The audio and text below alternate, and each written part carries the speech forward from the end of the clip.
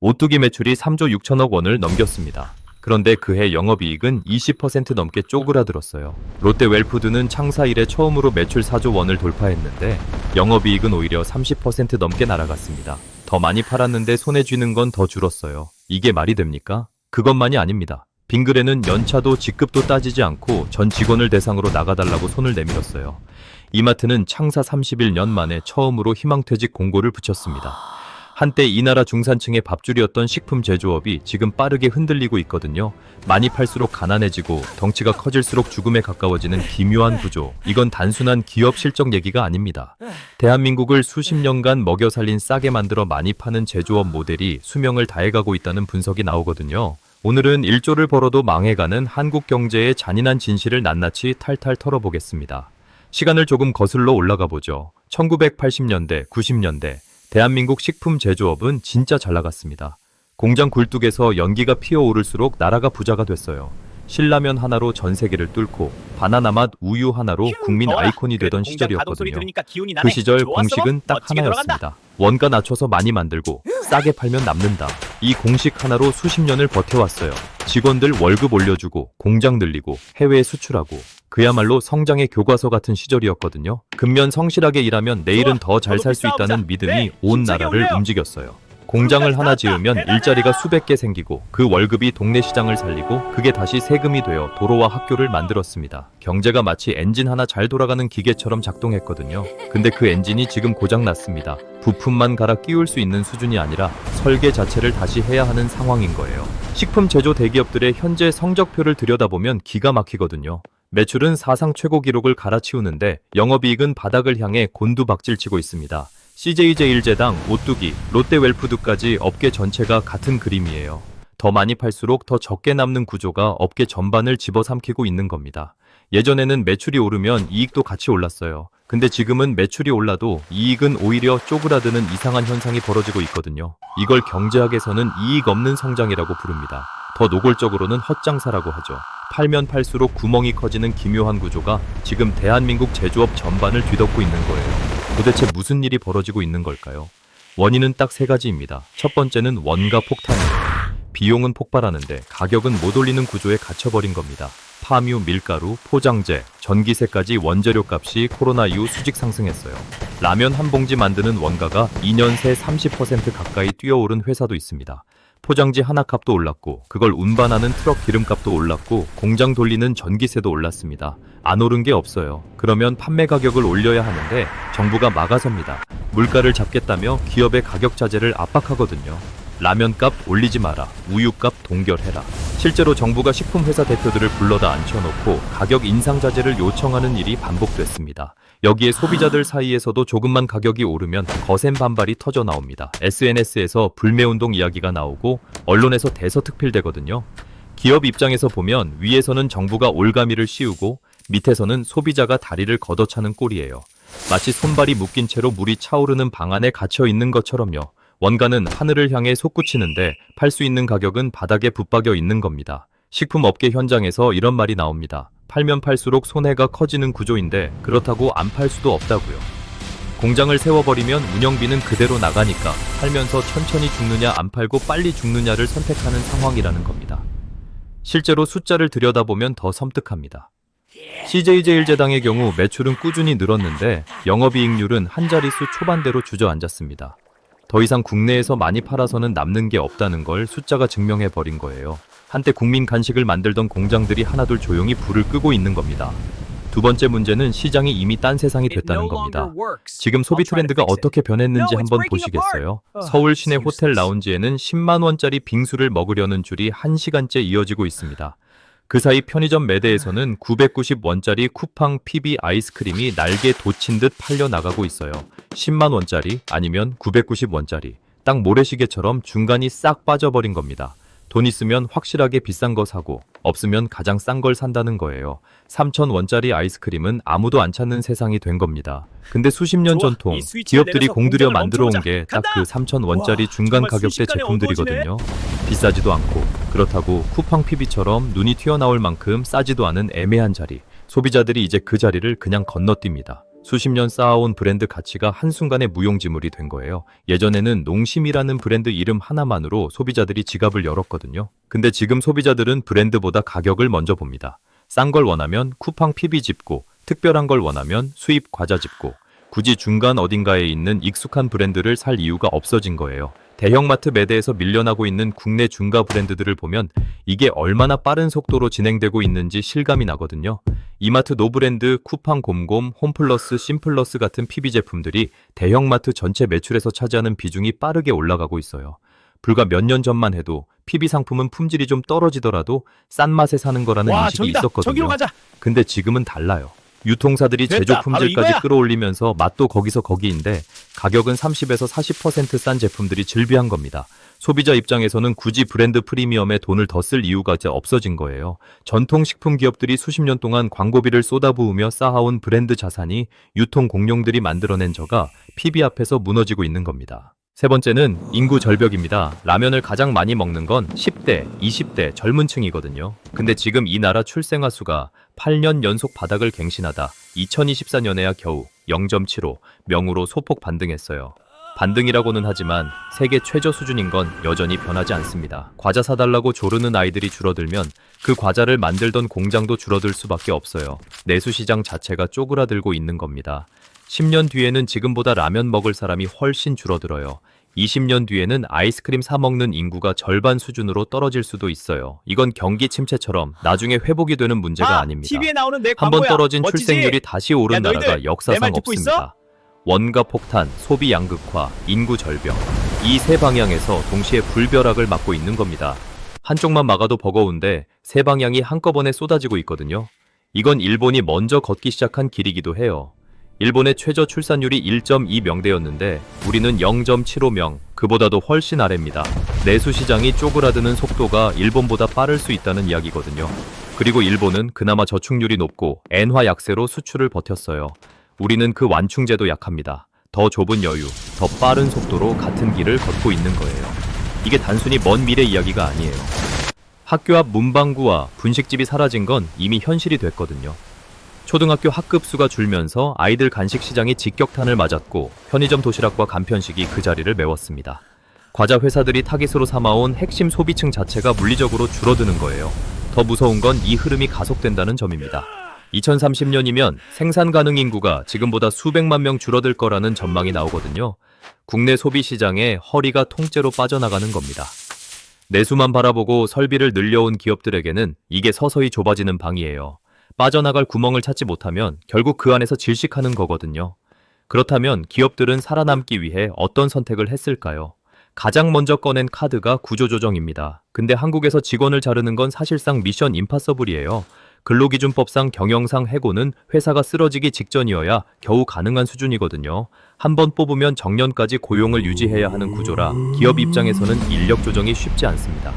매출은 3조인데 남는 게 없는 상황에서도 인건비는 단 한 푼도 줄일 수가 없는 거예요.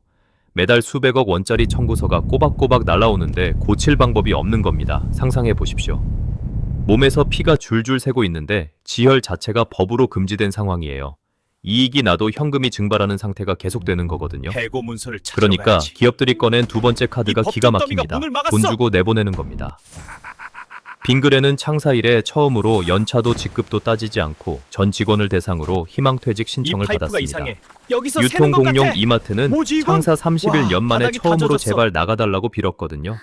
근속 15년 이상 과장급 이상이 대상이었는데 이마트가 그 선을 넘은 건 창사 후 처음 있는 일이었습니다. 지금 수억 원의 위로금을 줘서라도 사람을 내보내는 게 앞으로 20년 월급을 주며 버티는 것보다 싸게 먹힌다는 잔인한 계산을 끝낸 겁니다. 한때 평생 직장이라던 곳에서 벌어지고 있는 일입니다. 이제 직원은 함께 갈 동료가 아니라 줄여야 할 비용 덩어리가 된 거예요. 회사 입장에서 보면 직원 한 명이 앞으로 20년간 발생시킬 인건비 총액이 위로금 몇억 원보다 훨씬 크거든요. 지금 손해를 보더라도 미래에 더 큰 고정 비용을 없애는 게 낫다는 계산입니다. 입사 첫날부터 회사는 이 사람이 언제 내 발목을 잡을지 계산하기 시작한 거예요. 동료가 아니라 잠재적 비용으로 분류된 겁니다. 이게 냉정한 기업 한 곳의 이야기냐고요? 아닙니다. 지금 이 나라 제조업 전체에서 동시에 터지고 있는 일이에요. 그렇다면 그 회사에 다니는 나는, 그 회사 제품을 사는 나는 이 흐름과 무관할까요? 더 섬뜩한 건 이게 대기업 안에서 끝나지 않는다는 거예요. 대기업이 기침하면 하청업체는 폐렴에 걸립니다. 생산 라인 하나가 멈추는 순간 포장지 인쇄소, 물류 트럭, 원료 공급 농가까지 순식간에 쓰러지거든요. 경기도 외곽 어느 산업단지를 가보면 실감이 나요. 얼마 전까지 트럭들이 줄지어 들어서던 공장 앞이 지금은 텅텅 비어 있거든요. 불 꺼진 공장 건물 앞에 임대 현수막만 펄럭이고 있습니다. 그 옆에서 30년 넘게 운영하던 공장 밥집 아주머니는 결국 가게 문을 닫았어요. 직원들이 밥 먹으러 안 오니까요. 이게 지금 전국 곳곳에서 벌어지고 있는 풍경입니다. 과거에는 대기업이 잘 나가면 그 온기가 골목 상권까지 흘러내려왔어요. 낙수 효과라고 했었죠. 근데 지금은 그 반대입니다. 위에서 돌이 굴러떨어지면 아래 사람들이 전부 깔려버리는 낙석 효과가 대한민국 경제 생태계를 덮치고 있거든요. 어느 식품 대기업이 생산을 줄이면 포장재 회사 직원이 일감을 잃고 그 사람이 지갑을 닫으면 동네 음식점이 손님을 잃고 그 음식점 주인이 또 소비를 줄입니다. 이 연쇄 반응이 지금 이 순간에도 우리 주변 어딘가에서 퍼져나가고 있어요. 과연 우리는 이걸 체감하고 있는 걸까요? 뉴스에는 대기업 실적 발표만 나오지만 그 숫자 뒤에는 수십만 명의 일상이 조용히 흔들리고 있는 겁니다. 구미공단에서 20년 넘게 전자부품을 납품해온 어느 중소기업은 올해 거래처 절반이 발주를 끊었습니다. 공장불은 여전히 켜져 있지만 기계는 절반도 안 돌아가는 상황이에요. 그 회사 직원들이 점심을 먹던 백반집은 손님이 줄어 저녁 영업을 접었습니다. 대기업 실적표 뒤에 숨어있는 이 나라의 진짜 민낯입니다. 기업들이 찾아낸 세 번째 카드는 사람 대신 기계를 들이는 겁니다. 해고가 어려우니까 아예 처음부터 사람을 안 뽑는 전략이에요. 공장에 로봇을 세우고 AI가 품질 검수를 대신하고 스마트 팩토리가 24시간 라인을 돌립니다. 사람이 하던 일을 기계가 대신하면 인건비가 없거든요. 기계는 퇴직금을 요구하지 않고 야근 수당도 없고 노동조합도 없어요. 실제로 한 식품 공장에서는 예전에 30명이 하던 포장 작업을 지금은 로봇 2대가 합니다. 해고한 게 아니에요. 그냥 그 사람들이 나가고 나서 새로 안 뽑은 거거든요. 근데 여기서 진짜 아이러니가 터집니다. 노동자를 보호하려고 만든 법이 오히려 노동자를 공장 밖으로 밀어내는 결과를 낳았다는 분석도 나옵니다. 해고가 어려우니 처음부터 사람을 쓰지 않는 방향으로 투자가 몰리고 있거든요. 이건 단순한 효율화가 아니에요. 제조업에서 인간이 설 자리가 사라지고 있다는 이야기입니다. 공장에서 밀려난 사람들은 어디로 갔을까요? 배달앱, 대리운전, 편의점 야간 알바입니다. 한때 중산층의 기둥이었던 제조업 정규직이 플랫폼 노동으로 대체되고 있는 거예요. 월급은 줄고 고용보험도 없고 내일을 보장받지 못하는 일자리들이 그 빈자리를 채우고 있거든요. 스마트 팩토리 덕분에 생산성은 올라갔는데 그 이익이 설비 재투자와 주주 배당으로 향하면서 노동자 임금으로는 잘 돌아오지 않는다는 지적이 나옵니다. 중산층을 지탱하던 제조업 일자리가 사라지면 소비할 여력도 같이 사라져요. 소비가 줄면 기업 매출도 줄고 기업은 또 구조조정을 합니다. 이 나선형 하강이 한번 돌기 시작하면 멈추기가 굉장히 어렵거든요. 그리고 버티다 안 되면 기업들은 아예 나라를 떠납니다. 공장을 베트남으로, 인도로, 인도네시아로 옮기는 거예요. 한때 굴뚝이 빽빽이 들어섰던 지역들이 이제 텅텅 비어가고 있습니다. 식품, 섬유, 전자부품, 자동차 부품까지 줄줄이 국경 밖으로 빠져나가고 있습니다. 베트남 공단에 가면 한국 식품 회사 로고가 달린 공장들이 즐비합니다. 대기업 본사 간판은 서울에 남아있지만 실제로 사람을 고용하는 공장은 이미 사라지고 있는 겁니다. 그 공장 주변에서 밥집 하던 사람, 세탁소 하던 사람, 문구점 하던 사람들은 어디로 가야 합니까? 공장 하나가 떠나면 그 지역 경제 전체가 뿌리째 뽑히는 겁니다. 지방 중소도시 중에는 지역 내 유일한 대형 사업장이 문을 닫으면서 인구가 빠르게 줄어드는 곳들이 실제로 생겨나고 있습니다. 공장 하나가 사라진 자리에 지역 공동체 전체가 서서히 무너지고 있는 거예요. 충남 천안, 경북 구미, 전북 익산 같은 지역들을 보면 이게 얼마나 빠르게 진행되고 있는지 알 수 있어요. 한때 공장 가동률 100%를 자랑하던 산업단지들이 빈 건물 채우기에 급급한 상황이 됐거든요. 공장이 떠나니까 젊은 사람들도 떠납니다. 일자리가 없으니 아이들 학교도 문을 닫고 학교가 없으니 가족들도 떠나는 악순환이에요. 지자체들이 기업 유치에 사활을 걸지만 굳이 비싼 한국에 공장을 지을 이유가 없는 기업들한테는 그 노력이 잘 통하지 않습니다. 한때 지역 경제의 심장이었던 공장 자리에 물류창고가 들어서는 게 요즘 지방 산업단지의 가장 흔한 풍경이에요. 그러면 이 추락에서 탈출한 기업은 없는 걸까요? 있습니다. 그리고 그 답이 충격적이에요. 살아남은 기업들의 공통점은 딱 하나였거든요. 싸게 많이 파는 게임 자체를 포기한 겁니다. 삼양식품이 대표적인 사례예요. 불닭볶음면 하나로 전 세계를 뒤흔들었는데 비결은 단가를 낮추는 게 아니라 아무도 흉내 못 낼 극단적인 매운맛 하나를 끝까지 밀어붙인 거거든요.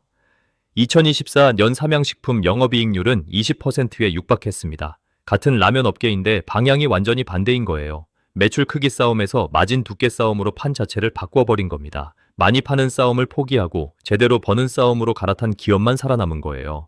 이건 단순히 라면 회사 하나의 성공 스토리가 아닙니다. 앞으로 한국 제조업이 살아남으려면 가야 할 방향을 보여주는 거거든요. 규모가 아니라 독보적인 가치, 많이가 아니라 제대로. 이게 지금 이 시대가 가리키는 방향입니다. K뷰티도 같은 방식으로 판을 바꿨거든요. 중국 시장에서 한계를 느끼자 동남아, 미국, 유럽으로 눈을 돌렸고 싸게 많이 파는 대신 한국 특유의 성분과 기술력을 앞세워 프리미엄 포지션을 잡았습니다. 결과는 어떻게 됐을까요? 코스알엑스, 토리등 같은 중소 브랜드들이 아마존에서 검색 상위권을 장악하고 미국 세포라 매대에서 유럽 브랜드들을 밀어내고 있어요. 내수가 계속 쪼그라들 가능성이 높다면 해외에서 독보적인 한 가지로 승부하는 게 유일한 출구라는 걸 이 브랜드들이 먼저 증명해 보인 거거든요. 규모의 싸움에서 이길 수 없다면 싸움의 규칙 자체를 바꿔야 한다는 것. 이게 지금 한국 기업과 개인 모두에게 주어진 가장 냉정한 숙제입니다. 이건 기업 이야기만이 아닙니다. 이 변화는 지금 우리 각자의 일자리와 삶 바로 앞까지 밀려와 있어요. 열심히 만들어 싸게 팔면 내일은 더 잘 살 거라 믿었던 대한민국의 성장 파티는 이제 끝났습니다. 인구는 쪼그라들고 소비는 양극단으로 찢어지고 기업들은 기계와 해외 공장으로 도망치고 있어요. 매출 1조, 3조라는 숫자에 속지 마세요. 겉은 번지르르 해도 속은 골마 터지기 직전인 좀비 기업들이 수두룩합니다. 이게 특정 기업 몇 곳만의 문제가 아니에요. 우리 사회 전체가 낡은 성장 공식의 수명이 다하는 순간을 목격하고 있는 겁니다. 솔직히 이 이야기를 듣고 있으면 막막하죠. 내 직장은 괜찮은 건지, 지금 다니는 회사가 10년 뒤에도 있을지, 자녀한테는 어떤 미래를 물려줄 수 있는지, 그 불안이 드는 게 당연한 겁니다. 지금 대한민국 경제가 실제로 그 기로에 서 있으니까요. 그렇다면 이 흐름 속에서 우리 개인은 어떻게 해야 할까요? 지금 이 순간 가장 안전해 보이는 자리가 사실은 가장 위험한 자리일 수 있어요. 대기업 정규직, 안정적인 월급, 두툼한 연금. 그 울타리가 예전만큼 단단하지 않다는 걸 빙그레와 이마트 희망퇴직이 이미 보여줬습니다. 조직 안에서 시키는 일만 잘하는 부속품으로 남아있으면 가장 먼저 비용 절감의 표적이 됩니다. 그 기업이 아무리 크고 오래됐어도 예외가 없어요. 그렇다면 어떻게 해야 할까요? 3가지입니다. 첫째, 지금 하는 일에서 나만 아는 것을 찾으세요. 10년 영업을 했다면 어떤 고객이 어떤 말에 마음을 여는지, 20년 공장을 돌렸다면 기계가 어떤 소리를 낼 때 고장 직전인지, 그 감각은 매뉴얼에 없고 AI도 흉내 못 냅니다. 둘째, 그 감각 위에 AI를 얹으세요. AI로 제안서를 10배 빠르게 만들고 데이터를 정리하고 보고서를 뽑아내는 동안 나는 판단하고 결정하는 데만 집중하면 됩니다. 도구를 쓰는 사람과 도구에 밀려나는 사람의 차이는 딱 여기서 갈립니다. 셋째, 내 이름으로 무언가를 남기세요. 회사 이름이 아니라 내 이름으로 쌓이는 것들, 글이든 영상이든 프로젝트든. 회사가 사라져도 내 이름은 남거든요. 그게 지금 시대의 가장 단단한 보험입니다.